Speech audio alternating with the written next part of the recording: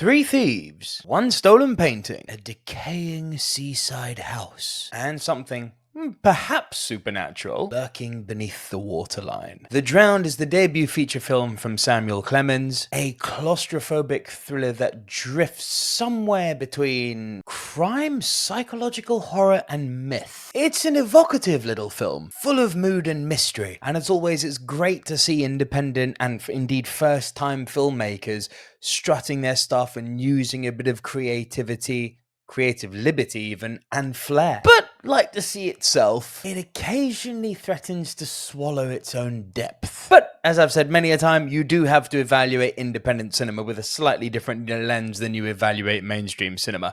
If all of this sounds good to you, let's get into the review. But before we do so, if you like movies and movies are your jam, please do consider subscribing to the channel where I talk about movies pretty much every day of the week in some capacity. If movies are your jam, like I said, hit that subscribe button and do consider, if you like this type of content, hitting the like button before you leave. Let's get into it. I'm Nico Lero. Here's my review for The Drowned.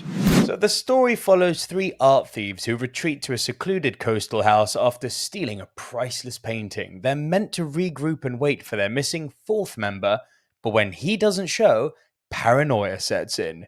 Soon, strange things begin to happen. Noises from beneath the floorboards, figures glimpsed in reflections, and a sense that the ocean outside isn't just background, it's watching. It's an elegantly simple setup that could have easily collapsed, and indeed collapsed into cliché territory. But Clemens uses it as a slow kind of unraveling of guilt and obsession. The plot itself is far less about the mechanics of a heist gone wrong, and a lot more about what happens when isolation magnifies regret and fear. I love stuff like this personally. Visually, The Drowned is impressive for a film of its scale. The seaside setting feels cold and lived in. The lighting is beautifully oppressive, and the cinematography lingers just long enough to make you feel complicit in its unease. There's a confidence to how it withholds information. Clemens trusts the atmosphere to carry the story, and for the most part, it does. And just on the note of cinematography, the way that the wide-angle lenses are used in this movie to convey these great, big, sweeping panoramic shots, honestly, Peter Jackson would have looked at this as a first-time filmmaker and gone, damn, that's a big shot. So, if you know, you know. And complementing these great big vistas that we're getting with the wide-angle cinematography is this really impactful soundtrack, high-pitched notes and strings, creepy sounds. It all plays brilliantly together and adds to this sense of creeping isolation that the movie so desperately wants, and successfully, I would argue, wants to convey. The pacing, though, is another matter. The middle act drifts, no pun intended there, but scenes stretch, the tension thins, and the dialogue sometimes struggles to keep the same grip as the visuals in which they inhabit. You start to sense that the film's restraint, while admirable, occasionally tips into inertia. Still, even when it slows, there's something hypnotic about the way it moves, like a tide you can't quite look away from. Tonally, it reminded me of The Lighthouse crossed with The Vanishing from 1988, a dreamlike realism where the boundaries between guilt and the supernatural blur. It's not as intense or as psychologically searing as those two titles, but it shares that same salt-stained melancholy. Speaking of melancholy, the cast does a really solid job across the board.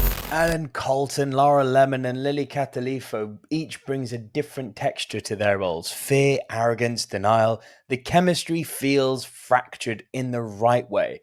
This is a group that's been bound by greed and undone by silence. The standout, though, is Michelangelo Fortuzzi as Paul. Like, the moment this guy arrived on screen, I was like, you I'm interested in. Tell me more. There's something quietly magnetic about his performance. A sense that he's both haunted and hollowed out. He manages to make guilt feel physical, like a weight pressing down on every line he speaks. Sign of a good director is being able to work with his actors. Clemens deserves credit for letting his actors breathe within the atmosphere instead of being swallowed by it. You always feel the human emotion beneath his stylized dread. And you have to give credit where it's due. That's the sign of a good director. Beneath its ghost story surface, The Drowned is really about the weight of consequence, about guilt that can't be escaped. No matter how isolated you make yourself, the sea becomes a metaphor for that. A vast consuming force that remembers everything you've tried to forget. And while it doesn't quite land a fully satisfying resolution, the mythic elements are hinted at more than they're realized. The film leaves a residue. It lingers like salt on skin. You may not love it, but you'll remember it. And you'll remember how you felt watching it.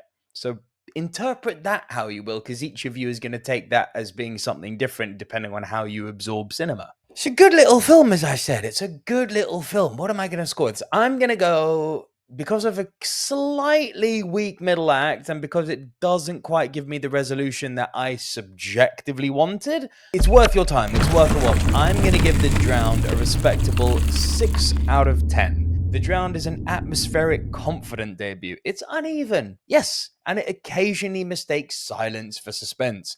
But there's real artistry in its craft. Samuel Clemens clearly understands the power of restraint, a lesson a lot of directors and filmmakers could learn nowadays. And if this is his first film, it's sure as hell a promising one. I'm excited to see what comes next from him. Sign me on as a fan. I'm anticipating more work from him. Yeah, I like this. Go and check it out if you, like me, believe that one should support independent cinema. And I'll leave you with this, as I do on every review. Long love cinema. The channel is all about supporting all cinema across the board. Case in point, for those of you screaming that they don't make original cinema anymore, here you go. More original cinema. That's what me, your favorite UK movie pundit and reviewer, does for you. I shine the light on the movies that you probably haven't heard of, which is fine because there's a lot of movies out there, but they completely debunk the tried, tested, and boring soundbite of they only make prequels, sequels, and remakes nowadays. It's nonsense. Case in point, once again this week with The Drowned. So once you've seen it, let me know what you all think of it. Leave your thoughts in your comments below. I'd love to see if I've said enough that's put you on to maybe watching it if you haven't done so already. But yeah, I'll see you guys on the next video. I'll have a lot of stuff coming out from the London Film Festival over the course of the next week or so, so keep it right here on the Silver Screen Dudes for that. There's a load of fun shorts content coming up too, so be on the lookout for that also on my Instagram channel at the Silver Screen Dudes. See you guys very soon. Long love cinema. Bye for now.